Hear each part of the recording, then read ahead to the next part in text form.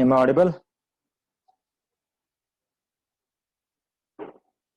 Could you hear me? Hello. Yes, sir. Okay, there are only 13 participants. I think that we should wait for 2 or 3 minutes so that other participants will join to us. Okay. Meanwhile, we will just discuss a little bit about whatever the last video that I have uploaded on the video YouTube, and I think that also I have uploaded this same video in the Google Classroom also, and I hope that you may have seen this video. बघितलाय का? कोणी कोणी बघितला? Please raise your hand. Those who have seen the last video that I have uploaded in the Google Classroom, and this video was regarding the corrosion topic. Corrosion. Yes. बघितलं का नाही कोणी? Yes or no? कोणीच बघितलेलं नाही. I couldn't see any single raised hand. कोण आहे का नाही? अरे बाळांनो, असं कसं चालायचं रे? तुम्ही व्हिडिओ बघायला पाहिजेत ना, तुमच्यासाठीच आहे ना ते लेक्चर. हा, बरोबर आहे ना? माझा आवाज तर येतोय का?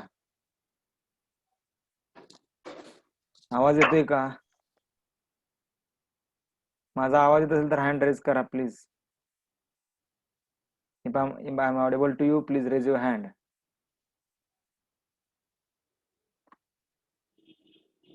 आवाज ब्रेक होतोय. There is a little bit internet issue, but that will be resolved, no doubt. ठीक आहे. येतोय ना आवाज आता clear? If you have any doubt, please put your message in the inbox, in the chat box. Sir आवाज येत नाहीये. Clear येत नाही आवाज? नाव चेक. येतोय का आवाज? बरेच जण हँड रेज केलेत की आवाज हो सर येतो. येतोय ना? हो. अजून कोणाला आवाज येत नसेल तर प्लीज चॅट बॉक्स मध्ये मेसेज टाका, म्हणजे मला कळेल. आवाज ब्रेक होतोय.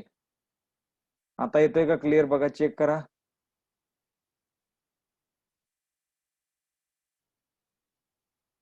Okay.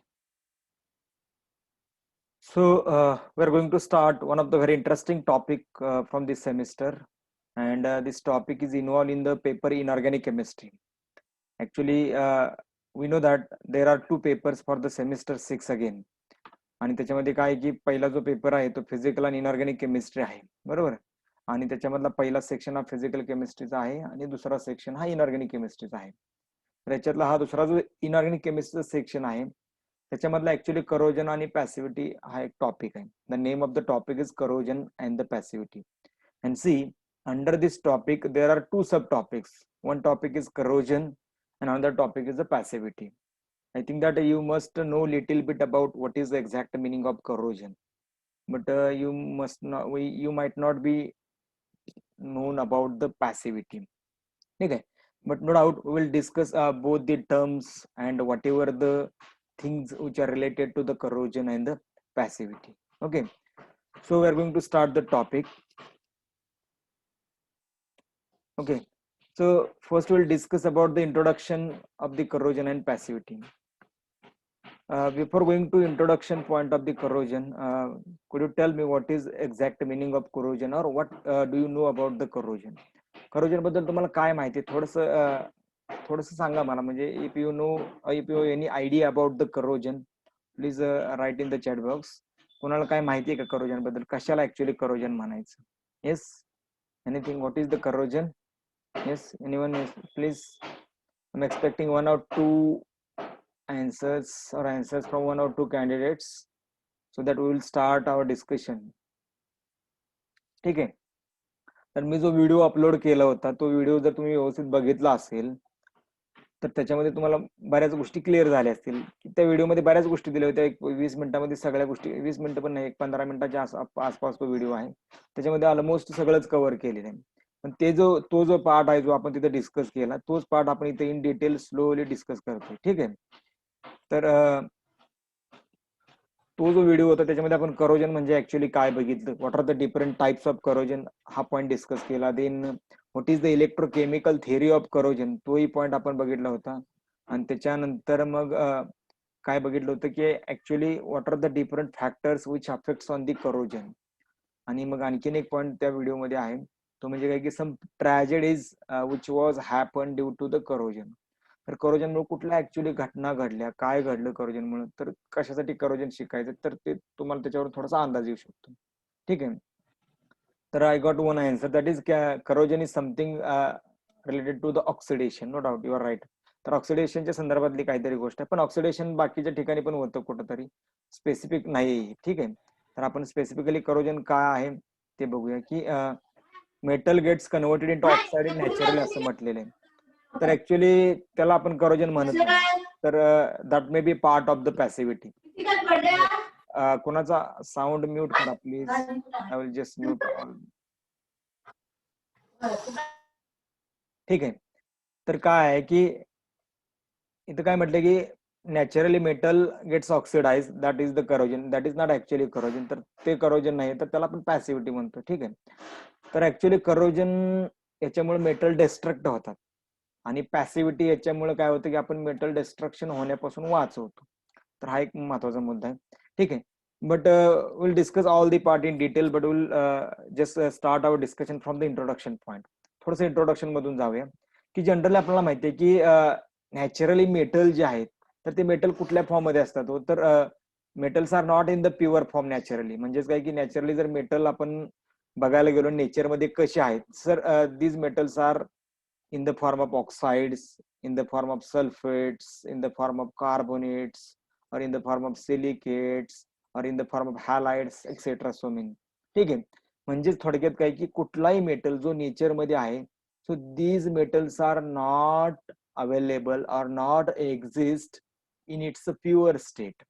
Metals are not exist in its pure state, but the metals are occurred in the nature in the form of its oxides, sulfates, carbonates, silicates or halides and etc. ठीक आहे. आता generally मग हे metal कुठं सापडतात, तर mining मधून आपण ते मेटल काढतो, बरोबर.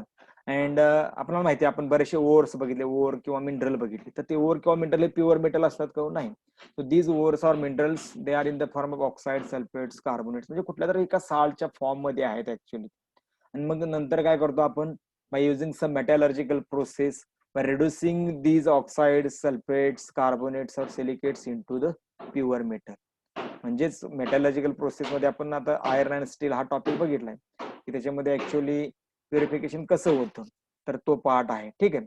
तर बेसिकली काय की by using some metallurgical process, by reducing the oxide, sulphates और कार्बोनेट्स और silicate form of the any metal in the pure state, तर ते मेटलचं प्युरिफिकेशन करतो. ठीक आहे. स्टेप वाईजली प्युरिफिकेशन करतो. So I will not go in detail what are the metallurgical processes that we are going to use. त्या डिटेलमध्ये मी जाणार नाही, पण त्याच्यामध्ये भरपूर प्रोसेस आहेत. तुम्ही बघितलं असेल की पहिल्यांदा मेटलचं वॉशिंग होतं, परत मॅग्नेटिक सेपरेशन होतं, त्याच्यानंतर मग त्याला आपण ब्लास्ट फर्नेस मध्ये घेतो, मग तिथे हीट ट्रीटमेंट होते आणि मग त्याच्यानंतर मग स्लोली मेटल काय होतं की आपण प्युअर स्टेट मध्ये कन्वर्ट करतो. आता आणखीन एक गोष्ट आहे की as soon as metal gates form, म्हणजेच काय की when we obtain the metal in the pure state, it again starts to decay more or less readily. म्हणजे काय होईल की जनरली बघा, मेटल तयार केलं तुम्ही, आता मेटल तुम्हाला प्युअर स्टेट मध्ये मिळाला, आता मेटल प्युअर स्टेट मध्ये मिळाल्या तो परत प्युअर स्टेट मध्ये राहत नाही. परत काय होईल की again metal will start the decay Wien metal comes in contact with the atmosphere. म्हणजे ज्या वेळेस तो मेटल ऍटमॉस्फिअरच्या कॉन्टॅक्ट मध्ये येतो त्यावेळेस तो मेटल परत डिके व्हायला सुरुवात होतो. डिके म्हणजे काय? डिस्ट्रक्शन, म्हणजेच काय की त्या मेटलचा नाश होणं. तर थोडा नाश व्हायला सुरुवात होते. आता तुम्ही म्हणा हे कसं काय पॉसिबल आहे, तर आपण स्लोली सगळ्या गोष्टी समजून घेऊया की ऍक्च्युअली काय होतं. तर काय होतं बघा, when pure metal comes in contact with atmosphere किंवा ऍटमॉस्फिअर, आता ऍटमॉस्फिअर म्हणजे काय होतं, दॅट मे बी ऍटमॉस्फिअरिक एअर, किंवा तो पाण्यामध्ये बुडवून ठेवला तर liquid water will be the atmosphere of this metal, किंवा तो जर हवेमध्ये रिकामा असेल तर this air will be the atmosphere of the metal. आणि मग आपल्याला माहिती आहे की हवेमध्ये काही केमिकल्स असतात, हवेमध्ये काहीतरी रिएक्टिव्ह गॅसेस असतात, पाण्यामध्ये सुद्धा काहीतरी केमिकल्स असतात, आणि मग ते पाण्यामधले केमिकल किंवा हवेमधले केमिकल याचा त्या मेटल बरोबर काय होतं, संबंध येतो, मेटल बरोबर कॉन्टॅक्ट येतो, आणि मग there are some reactions which get happen with the metal due to some chemicals or some chemical or electrochemical reactions. म्हणजे काही केमिकल आणि इलेक्ट्रोकेमिकल रिएक्शन्स झाल्यामुळे कोणाबरोबर रिएक्शन होता तो, the chemicals which are present in the air और the chemicals which are present in the water. आणि याच्यामुळे काय होतं की मेटलवरती काहीतरी रिएक्शन्स होतात आणि मेटल स्टार्ट्स डिके और डिकम्पोज. मग ऍक्च्युअली यालाच आपण काय म्हणतो की थोडक्यात करोजन असं म्हणतो. हे काही पूर्ण डेफिनेशन नाही आहे, बट इन शॉर्ट तुम्हाला सांगतो की काय होतं. तर त्यालाच आपण करोजन म्हणतो. म्हणजेच काय की pure metals undergo corrosion when expose to the atmosphere. ज्यावेळेस एखादा प्युअर मेटल ऍटमॉस्फिअरला एक्सपोज करतो आपण, त्यावेळेस तो मेटल काय होतो, करोड व्हायला सुरुवात होतो, करोजन व्हायला सुरुवात होतं. म्हणजेच काय की त्याचं डिस्ट्रक्शन व्हायला सुरुवात होतं.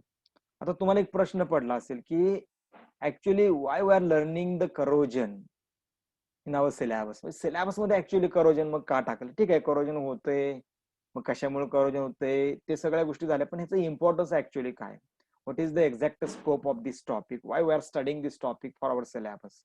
So you must know the answer behind this. तर ह्याच्या पाठीमागचं तुम्हाला काहीतरी उत्तर पण माहित असायला पाहिजे किंवा काहीतरी कन्सेप्ट पण कळाली पाहिजे की ऍक्च्युअली कशासाठी शिकायचंय. तर त्याचं एक इथं उत्तर दिलेलं आहे बघा. Corrosion greatly affects the economy of any country. बघा, म्हणजे हा शब्द तुम्हाला हे कसं काय होईल की मेटलचं करोजन झालं तर मग त्याचा इकॉनॉमीवर कुठल्याही कंट्रीचा कसा फरक पडेल. तर तोही पार्ट आपण थोडंसं डिस्कस करूया नंतर. तर ऍक्च्युअली काय की हे सगळं झालं की मेटल प्युअर स्टेट मध्ये मिळत नाहीत, ते सल्फेट ऑक्साईड कार्बन ह्या कुठल्या तरी स्टेट मध्ये असतात नेचरमध्ये. ते ओरच्या फॉर्म मध्ये आपण मायनिंग मधून काढतो, त्याला मेटलर्जिकल प्रोसेस मध्ये टाकतो आणि मग प्युअर मेटल मध्ये त्याचं कन्व्हर्जन करतो. ठीक आहे. आणि एकदा प्युअर मेटल तयार झाला का प्युअर मेटल परत ऍटमॉस्फिअरच्या कॉन्टॅक्ट मध्ये येतो आणि due to some reactive chemicals present in the atmosphere the pure metal undergoes corrosion. त्या प्युअर मेटलचं करोजन व्हायला सुरुवात होते. आणि ऍक्च्युअली ते जे करोजन आहे तर त्या करोजनमुळे काय होतं की it affects on the economy of any country. That may be any country, India असेल, अमेरिका असेल, जपान असेल, चायना असेल, सगळ्याच कंट्रीज मध्ये करोजन हा एक खूप इम्पॉर्टंट आणि मेजर फॅक्टर आहे. आणि जो प्रत्येक कंट्रीनं थोडस विचारात घेतलाय की याच्यामुळे ऍक्च्युअली इकॉनॉमीचा लॉस होतोय. आता इकॉनॉमीचा लॉस कसा होतोय, काय होतोय ते पण आपण पुढच्या स्लाइड मध्ये बघूया. तर पहिलं आता एवढं लक्षात ठेवा की destruction of metal or decay of metal due to the corrosion greatly affects on the economy of the any country. Greatly affects on the economy of any country. Again, this corrosion also causes injurious effects to the human being. तुम्हाला how it is possible, corrosion मुळे माणसाला काय धोका आहे? तर माणसाला धोका पण आहे, त्याचे काही आपण ट्रॅजेडीज बघूया, काही गोष्टी ज्या करोजन मुळे घडल्यात त्याची पण काही एक्झाम्पल्स जे आहेत त्या टॉपिक मध्ये आपण ऍक्च्युअली डिस्कस करणार आहे. तर corrosion may cause injurious effects to the human health, human being, as well as corrosion also greatly affects on the economy of the any country. तर हे दोन गोष्टी ज्या आहेत ना ह्या ऍक्च्युअली करोजन मुळे होतात. आणि त्याच्यामुळे करोजन हे शिकणं फार गरजेचं आहे. कारण का तर करोजन तुम्हाला का होतं हे जर कळालं तर you will just study or you will just concentrate on how to prevent the corrosion. Corrosion कसं प्रिव्हेंट कराल याच्यावरती तुम्ही कॉन्सन्ट्रेट कराल. आणि मग करोजन जर प्रिव्हेंट झालं तर इकॉनॉमी आपली आपण वाचवू शकतो, किंवा करोजनमुळे माणसाला जो काही इंजुरियस इफेक्ट होतं ते वाचवू शकतो. म्हणजे आपण बरेच जो लॉस आहे तर तो लॉस बेसिकली आपण काय करू शकतो, वी कॅन प्रिव्हेंट इट. तर तो तुम्ही प्रिव्हेंट करू शकता. ठीक आहे. त्याच्यामुळे करोजन जे आहे ते फार इम्पॉर्टंट आहे. So let us just we will just take a look over how the corrosion affects in the India. तर इंडियामध्ये ऍक्च्युअली करोजन मुळे काय होतं थोडंसं बघूया, आपण डेटा बघूया की ऍक्च्युअली काय आहे डेटा. तर इन द 16 ऑक्टोबर 2016 म्हणजे 16 ऑक्टोबर 2016 एक न्यूज आलती इकॉनॉमिक टाइम्स ऑफ इंडियामध्ये. 2016 इकॉनॉमिक टाइम्स ऑफ इंडियामध्ये एक न्यूज आलती आणि ती न्यूज कोणी दिली होती तर the news was given by the Sunil Duggal. तर सुनील दग्गल कोण होती तर ही वॉज द सीईओ म्हणजेच काही chief executive officer of Hindustan Zinc Limited, one of the very biggest company of the Vedanta group in India. इंडियामधल्या वेदांता ग्रुपची एक मोठी कंपनी हिंदुस्थान झिंक लिमिटेड यांचं काम काय करते, गॅल्व्हनायझिंग करतात मेटलला वेगवेगळ्या, म्हणजे करोजन प्रिव्हेंट करायचं यांचं काम आहे ऍक्च्युअली. आणि बरेच याच्या रिलेटेड मग मेटलच्या रिलेटेड भरपूर त्या इंडस्ट्रीमध्ये काम चालतं. आणि in the 2016 Sunil Duggal was the CEO of the Hindustan Zinc Limited. आता ते काही सुनील दग्गल हिंदुस्थान झिंक लिमिटेड मध्ये आता काम करत नाहीत, पण त्यावेळेस ते काम करत होते. आणि सीईओ म्हणजे चीफ एक्झिक्युटिव्ह ऑफिसर, म्हणजे थोडक्यात काय की त्या कंपनीच्या सगळ्यात वरच्या पोस्टवर असणारी व्यक्ती. त्यांनी काय सांगितलं बघा, India losses around $100 billion per year on account of corrosion. On account of corrosion बघा, खूप म्हणजे इम्पॉर्टंट स्टेटमेंट आहे की ज्याच्यामुळे ऍक्च्युअली हे करोजन का शिकायचं किंवा कशामुळे शिकायचं याच्यासाठी आपल्याला एक थोडंसं काय मिळेल की सपोर्ट मिळेल, किंवा आपण त्याला काय म्हणू शकतो की will get some inspiration for the study of the corrosion. Corrosion study करायला आपल्याला एक इन्स्पिरेशन मिळेल. ती इन्स्पिरेशन काय की in the 2016 Sunil Duggal told that India losses around $100 billion per year on account of corrosion. Corrosion मुळे भारताचं किती लॉस होतोय, $100 billion प्रत्येक वर्षाला. $100 billion per year. It is not a small value, it is very big value. ते किती big आहे बघा. It is around 4 to 5% of total GDP of India. बघा काय की भारताचा जेवढा जीडीपी आहे, म्हणजे आता सध्या 2.8 ट्रिलियन समथिंग भारताची आता अर्थव्यवस्था आहे. ठीक आहे, अर्थव्यवस्थेची जी साईज आहे भारताची ते आता किती, $2.8 ट्रिलियन समथिंग आहे. त्याच्यातलं 4 ते 5% एवढा हिस्सा हा फक्त करोजनमुळे बाद होतो भारताचा, इकॉनॉमीमध्ये लॉस होतो. तुम्ही म्हणणार कसं काय लॉस होतो, तर मेटल करोड होतात, गंजतात, कुजून जातात, आणि कुजून गेले का ते वापराच्या कामाचे राहत नाहीत. वापराच्या कामाचे राहत नसल्यामुळे काय होतं, परत मायनिंग करा, परत मेटलॉजिकल प्रोसेस करा, परत मेटल एक्सट्रॅक्ट करा, ह्या सगळ्यात तुमचा पैसा खर्च होतो ना. कारण ऑलरेडी तुम्ही काय होतं की तुम्ही तयार केले पहिले हे मेटल सगळे याच प्रोसेस मधून केलते, आणि मग ते कुजून गेले, सगळे खराब झाले, ते आता कुठंच इंजिनिअरिंग स्ट्रक्चर मध्ये कुठंच वापरायला येत नाहीत. मग त्याच्यामुळे काय होतं की बेसिकली आपल्याला लॉस होतो. म्हणजेच बघा, India losses around $100 billion per year on account of corrosion. हा फक्त इंडियाचा डेटा सांगितला मी. अमेरिकेचा गेलं, जपानमध्ये गेला, चायनामध्ये गेला, परत त्यांचा वेगवेगळा डेटा आहे. ठीक आहे, म्हणजेच काय की अराउंड प्रत्येक कंट्रीमध्ये 4-5% हे करोजन मध्ये लॉस होतं. करोजनमुळे मेटलचा लॉस होतो, आणि ते अमाऊंट किती पैशाच्या फॉर्म मध्ये जर आपण मोजायला गेलो तर it is around 4 to 5% of total GDP of India. $100 billion per year म्हणजे जवळजवळ 6 lakh crore rupees. It is around 6 lakh crore rupees. एवढा आपण लॉस इंडियाचा काय करतोय, फक्त करोजनमुळे करतोय. आणि त्याच्यामुळे आपण जर करोजन शिकलो, करोजनच्या प्रिव्हेन्शन टेक्निक शिकलो, तर ultimately we can prevent the corrosions which are happening near to us. आपल्या आसपास, आपल्या घरामध्ये जे काही करोजन होते ते जर आपण टाळू शकलो तर आपण बरंच काम करू शकतो. बरोबर आहे का, म्हणजे इकॉनॉमीला बराच हातभार लावू शकतो. ठीक आहे. आता याच्यामुळे काय होतं बघा की 4 to 5% टोटल जीडीपी आपल्याला लॉस होतो. आणि ऍक्च्युअली अजून एक काय होतं की 1/4 total production of iron destroys every year. 1/4 म्हणजे जवळजवळ आपण जर 100 टन आयर्न एका वर्षात आपण मायनिंग करून, एक्स्ट्रॅक्शन करून तयार केलं, तर त्यातलं 25 टन आयर्न आपण वर्षाला वेस्ट करतोय फक्त. बघा लक्षात येते का. म्हणजे दुसऱ्या अजून एका वेगळ्या डिजिट मध्ये मी सांगतो की suppose we have extracted and we have formed 1000 ton of pure metal. समजा 1000 टन आपण प्युअर मेटल जर आपण तयार केला, तर त्यातला 250 टन प्युअर मेटल हा करोजन होतो प्रत्येक वर्षी. म्हणजे 1/4 total production of iron get destroys every year.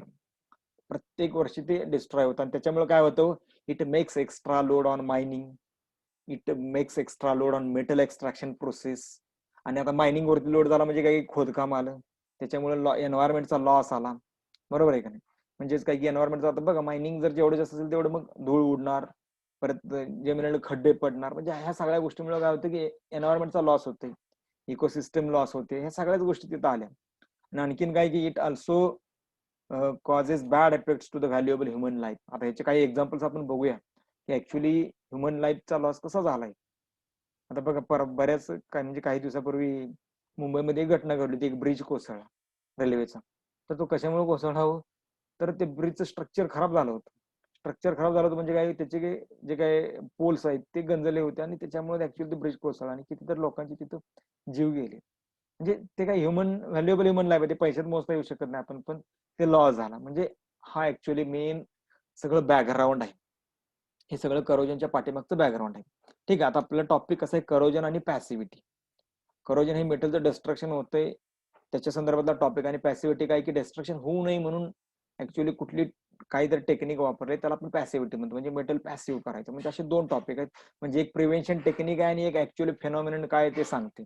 म्हणून हे दोन टॉपिक एकत्र घेतलेत. बरोबर, करोजन मध्ये आपल्याला कसं करोजन होतंय, का होते, काय काय त्याची ऍक्च्युअली काय केमिस्ट्री ते शिकायचं, आणि पॅसिव्हिटी मध्ये म्हणजे करोजन होऊ नये म्हणून ती एक टेक्निक आहे, तर ती टेक्निक एक शिकायची आहे. ठीक आहे, त्याच्या व्यतिरिक्त अजून बाकीच्या टेक्निक आहेत त्या पण आपण शिकणार आहे. म्हणजे topic is very interesting one, very interesting, खूप इंटरेस्टिंग टॉपिक आहे.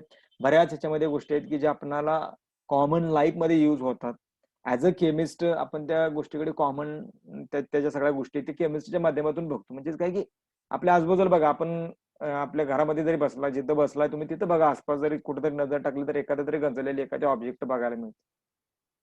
आता ते घराच्या आतमध्ये त्यामुळे ते कमी गंजलेत, पण जे घराच्या बाहेर इन्फ्रास्ट्रक्चर आहे सगळं, तिथं बघा भरपूर मोठ्या प्रमाणावरती तुम्हाला गंजलेले भाग बघायला मिळतात. आता आणखीन एक क्वेश्चन आहे की करोजन हे फक्त आयर्नच होतं भाऊ? कारण आपला एक्सपिरियन्स जास्त काय आहे की our experience is that most of the part of the iron that we have seen which are corroded one. आपण बघितलेले आतापर्यंत करोडेड पार्ट कुठले, तो आयर्नचीच आहेत. पण असं नाही की फक्त आयर्नच करोड होतं, तर rather than iron there are so many other metals also, they also undergoes corrosion, ते पण करोजन होतात. मग याच्यामध्ये मग सिल्वर आहे, ब्लॅक पडतं, म्हणजे खूप सारे याच्यामध्ये वेगवेगळे एक्झाम्पल्स आहेत. ठीक आहे, तर हे सगळं बॅकग्राऊंड झालं, हे सगळं इंट्रोडक्टरी पार्ट झाला. आता actually from this slide our topic will get start. Actually या स्लाइड पासून आपला ऍक्च्युअल जो टॉपिक आहे तर तो टॉपिक सुरू होतोय. म्हणजेच काय की इथं मग ऍक्च्युअली आपण थोडंसं टेक्निकल व्ह्यू न बघायला लागलो. बरोबर, आता बघा हा सेम टॉपिक इंजिनिअरिंग मध्ये सुद्धा आहे. म्हणजे ज्यावेळेस तुम्ही बीई मेकॅनिकल इंजिनिअरिंग जर कोणी सिलेबस बघितला तर you will find the same topic in the B chemical syllabus also, sorry B mechanical syllabus also. पण तिथं त्यांचं इंटेन्शन वेगळं आहे त्या टॉपिकचं, ते थोडंसं इंजिनिअरिंगच्या वेने ते टॉपिक डिस्कस करतायत. आपण जो हा टॉपिक आहे, so will discuss this topic through the way of the chemistry. थोडंसं केमिस्ट्रीच्या वेने आपण बघणार आहे actually what is the chemistry involve in the corrosion. Corrosion मध्ये कुठली केमिस्ट्री इन्व्हॉल्व आहे आणि मग ते प्रिव्हेंट करण्यासाठी काय करावं लागेल. तर हा जो पार्ट आहे ना, तो पार्ट आपण ऍक्च्युअली इथं डिस्कस करतो. ठीक आहे, तर ऍक्च्युअली आता इथं आपण काय डिस्कस करणार आहे की what is the exact meaning of corrosion, what is the technical definition of the corrosion, and then we will discuss what are the different types of the corrosion, and in the next lecture in the tomorrow's lecture we will discuss what is the theory of the corrosion. तर तो part आहे तो discuss करूया. ठीक आहे, so let us have a look to what is the exact meaning of corrosion, what is the technical definition of the corrosion. तर काय आहे corrosion? It is the phenomenon, corrosion it is the phenomenon of destruction of metal or the decay of metal due to surrounding medium or due to chemical or electrochemical reactions. म्हणजे generally काय बघा, simply अगोदर एवढं understand करून घेऊया की corrosion is the phenomenon of destruction of metal due to surrounding medium. Surrounding medium मुळे मेटलचं डिस्ट्रक्शन होणं, ही पहिली डेफिनेशन. और in another word we can also define the corrosion. So corrosion is the process of destruction of metal due to chemical or electrochemical reactions. इथं DK शब्द नाही actually, इथं रिएक्शन्स. ठीक आहे, रिएक्शन्स. काय की corrosion is the phenomenon or it is the process of destruction of metal due to chemical or electrochemical reactions, or corrosion is the destruction of metal due to surrounding medium, simple म्हणू शकतो. पण थोडंसं केमिस्ट्रीच्या वेने जर आपण बघितलं तर याला काय म्हणावं लागेल, थोडंसं याला आपण डेफिनेशन मध्ये हा जो वर्ड आहे, म्हणजे हा जो वर्ड आहे तर तो वर्ड वापरणं इम्पॉर्टंट आहे. म्हणजेच काय, it is the process of destruction of metal due to chemical or electrochemical reactions. ठीक आहे, डिके नाही तर रिएक्शन्स आहे. ठीक आहे, आता जनरली बघा all metals get corroded except non reactive metals म्हटलेले आहे. म्हणजे आपल्याला आतापर्यंत असं वाटत होतं की फक्त आयर्न हा मेटलच करोड होतो, नाही. So rather than iron there are so many other metals also and which can get crore. तर ते करोड होऊ शकतात बरेचसे मेटल. फक्त नॉन रिएक्टिव्ह मेटल जर सोडले, नॉन रिएक्टिव्ह म्हणजे कुठले हो, the metals which are present in the almost at the right side of the periodic table, म्हणजे जिथं आपण काय म्हणतो की नोबेल एलिमेंट्स वगैरे आहेत किंवा काही प्लॅटिनम गोल्ड यांचं करोजन होतं पण अगदी कमी होतं. ते लेस रिएक्टिव्ह आहेत, नॉन रिएक्टिव्ह म्हणू शकत नाही आपण, लेस रिएक्टिव्ह. ठीक आहे, पण ऑलमोस्ट बऱ्यापैकी सगळेचे सगळे मेटल करोड होतात. ठीक आहे, आणि मग इथे एक स्पेसिफिक टर्म दिले, corrosion of iron is called as rusting. तर स्पेशली जे काय आयर्नचं करोजन होतं ना त्याला आपण रस्टिंग असं म्हणतो. Corrosion of iron is called as rusting, म्हणजे त्याला आपण गंजन म्हणतो, असं मराठीमध्ये काय म्हणतो, गंजनी. ठीक आहे, आता आणखीन एक इथं डिफरन्स दिलाय की corrosion is different from erosion. Erosion हा एक दुसरा एक फेनॉमिनन आहे. ठीक आहे, तो आपण शक्यतो करोजनला मॅच करायचा प्रयत्न करतो, but these are the two different phenomena. Corrosion is different phenomenon when we compare this corrosion with the erosion. तर इरोजन म्हणजे ऍक्च्युअली काय हो, erosion is the destruction of metal by mechanical means म्हटलेलं आहे. Erosion is the destruction of metal by mechanical means. आता mechanical means म्हणजे काय हो, आपण हातोडा घेतला आणि काय केलं की त्या लाकडाच्या ठोकळ्यावरती आपण ठोकायला लागलो, म्हणजे suppose this is a piece of the metal, याच्यावर आपण हॅमरिंग करायला लागलो कंटिन्युअसली. हॅमरिंग केल्यामुळे याच्यातलं काही जो मेटलचा पार्ट आहे, काही तुकडे जे आहेत तर ते निघून पडले, तर that would be erosion. That would not be corrosion. ते करोजन नसणार आहे. करोजन कधी असणार आहे, when we put this metal in the atmosphere और when we put this metal in the liquid medium and when this metal starts corrosion, तर ते काय झालं, सॉरी स्टार्ट्स डिके, तर ते झालं करोजन. म्हणजे हे कशामुळं, due to chemical and electrochemical reactions occurring with this metal. तर या मेटल बरोबर कुठले तरी केमिकल रिएक्शन्स झाल्यामुळे ऍक्च्युअली जो काही प्रकार होतो डिकेचा किंवा जे काही डिस्ट्रक्शन होतं मेटलचं त्याला आपण करोजन असं म्हणतो. आणि इरोजन काय, it is the destruction of metal by mechanical means. ठीक आहे, so this is about the what is the exact meaning of corrosion, what is the difference between corrosion and the erosion, काय actually फरक आहे त्या दोघांमधला, तर तो part आपण इथं काय केला, डिस्कस केला. Okay, so let us go to the what are the types of the corrosion. तर करोजनचे टाइप्स कुठले कुठले, तो पण खूप इंटरेस्टिंग फेनॉमिनन आहे, तर तोही थोडंसं आपण डिस्कस करूया की types of the corrosion. So on the basis of the corrosion medium, म्हणजे ऍक्च्युअली करोजन करणारं मीडियम काय आहे, त्याच्यावरती करोजनचे बेसिकली दोन प्रकार पडतात. एक म्हणजे ऍटमॉस्फेरिक करोजन आणि दुसरं जे आहे ते म्हणजे काय की इमर्स्ड करोजन. म्हणजेच काय की on the basis of corroding medium. Corroding medium म्हणजे काय की ऍक्च्युअली करोडिंग मीडियम म्हणजे काय की त्या मेटलच्या शेजारी काय आहे, मेटलच्या शेजारी पाणी का मेटलच्या शेजारी हवा आहे, त्याच्यावरती ऍक्च्युअली याचे दोन टाईप पडतात. म्हणजेच काय की on the basis of corroding medium there are two types of the corrosion. So first one is atmospheric corrosion and the second one is immersed corrosion. तर atmospheric corrosion जे आहे त्याच्यामध्ये इथे एक लाईन दिली बघा, सॉलिड गॅस हेट्रोजेनियस सिस्टम. म्हणजेच काय हो, atmospheric corrosion म्हणजे काय की suppose this is the metal and this metal is in the air. म्हणजेच काय हो, सराउंडिंग टू दिस मेटल काय आहे, there is a air, atmospheric air. या मेटलच्या सराउंडिंगला ऍटमॉस्फेरिक एअर आहे. म्हणजेच काय ह्याचं मीडियम काय झालं हो, atmospheric medium, that is the gas. याच्या शेजारी बहुती गॅस आहे आणि त्याच्यामुळे सॉलिड गॅस हेट्रोजेनियस सिस्टम तयार होते. सॉलिड गॅस म्हणजे काय, हा मेटल सॉलिड आहे आणि याच्या भोवती असणारे जे एअर आहे ते गॅस स्टेटमध्ये आहे, बरोबर. म्हणजे हे सॉलिड आणि हे साईडची एअर हे म्हणजे गॅस स्टेटमध्ये असणार आहे.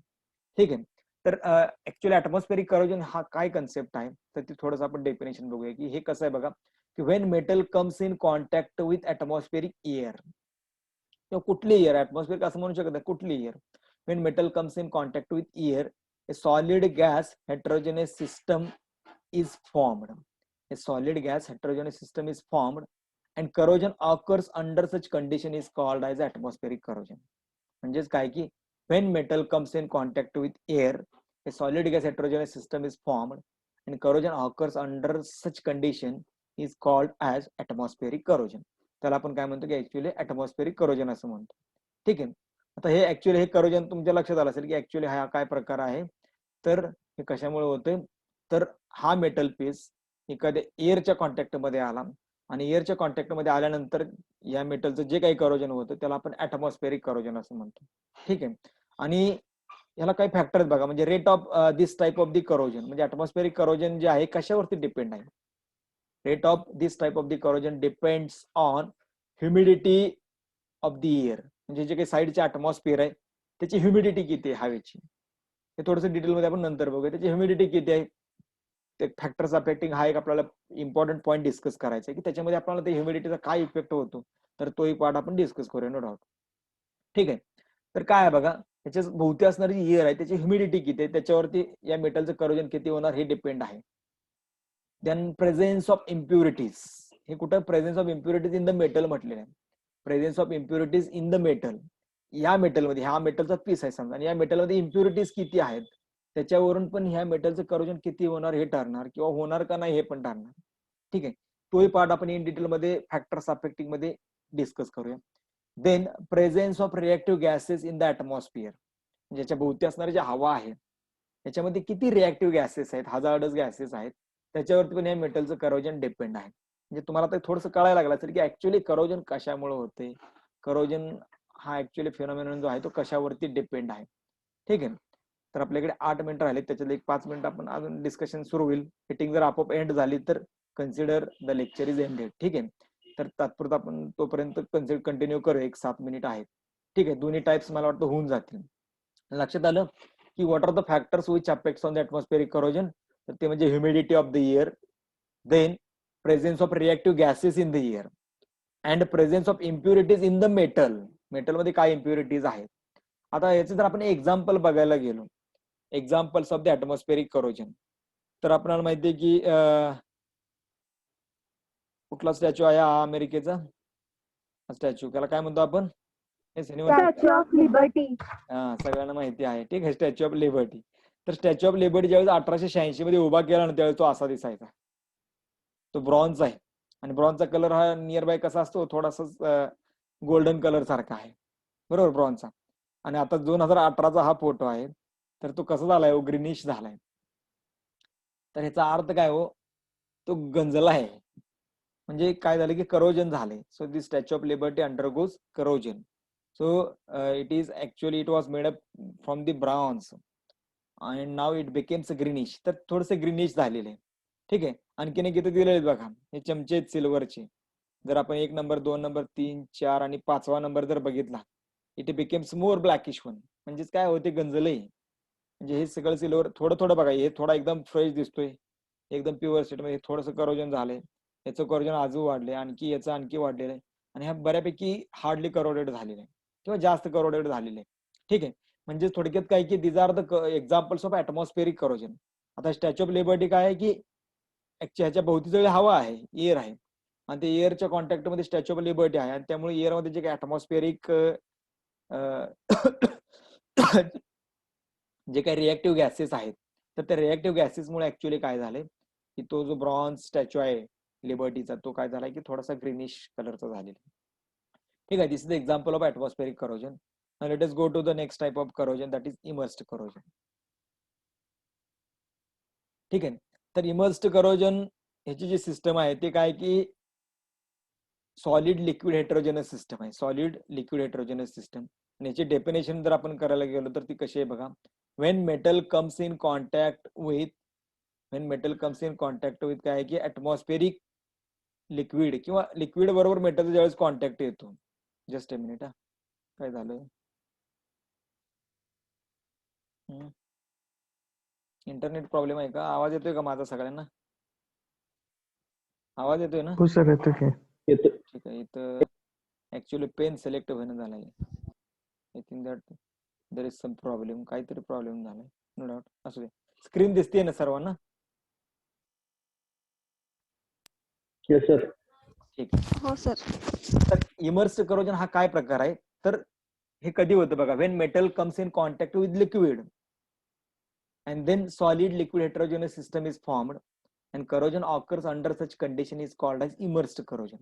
त्याला आपण काय म्हणतो की इमर्स्ड करोजन असं म्हणतो. म्हणजेच काय की समजा हा मेटल आहे आणि मी पाणी घेतलं आणि पाण्यामध्ये डीप करून ठेवला, आणि हा फार काळ असंच राहिलेला आहे, तर मग या मेटलचा भाग गंजायला सुरुवात होते, तर त्याला आपण इमर्स्ड करोजन असं म्हणतो. म्हणजे कुठल्या तरी लिक्विड मध्ये तो मेटलचा पार्ट इमर्स झालाय, बुडला गेलेला आहे, आणि त्याच्यामुळे जे करोजन होतं त्याला इमर्स्ड करोजन असं म्हणतो. आता या प्रकारच्या करोजनला सुद्धा काही फॅक्टर्स आहेत की जे इफेक्ट करतात. तो म्हणजे पहिला फॅक्टर ते म्हणजे पीएच.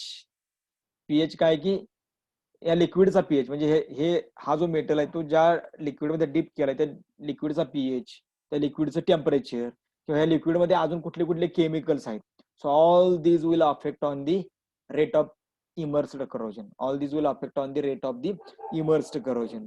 ठीक आहे. त्याचे जर एक्झाम्पल घ्यायला गेलो आपण तर corrosion of the submarine part, इकडे काय दाखवले बघा, शिप दाखवलेले आहे.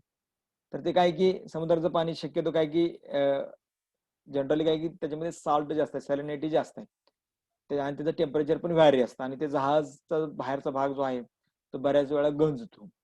कशामुळे गंजतो तर it is continuously in contact with the liquid, म्हणजे मराईन वॉटर बरोबर ते लिक्विड मध्ये कॉन्टॅक्ट मध्ये आणि त्यामुळे ते गंजतं. किंवा पाण्याची जी टाकी आहे लोखंडाची त्या आतल्या बाजूने गंजते. That could be the type of the immersed corrosion. ठीक आहे. सो मला वाटतं इथपर्यंत आपण बऱ्यापैकी व्यवस्थित डिस्कशन केलेलं आहे. If you have any doubt about whatever the concept that we have studied up till, you may raise your question. We have 3 minutes, and after 3 minutes we'll just end our lecture. So in the next lecture we'll discuss what is the electrochemical theory of corrosion. Actually corrosion होतं म्हणजे नक्की काय होतं, काय theory आहे त्याच्या मागची, chemistry काय आहे, तर ती केमिस्ट्री आपण उद्याच्या लेक्चरला शिकणार आहे. It is very interesting. Again we'll just arrange the lecture again at 12:30 tomorrow, and we'll discuss over the electrochemical theory of corrosion in the next lecture. ठीक आहे. Up till if you have any question, you may raise your questions. Yes, काय प्रश्न असतील तर विचारा please.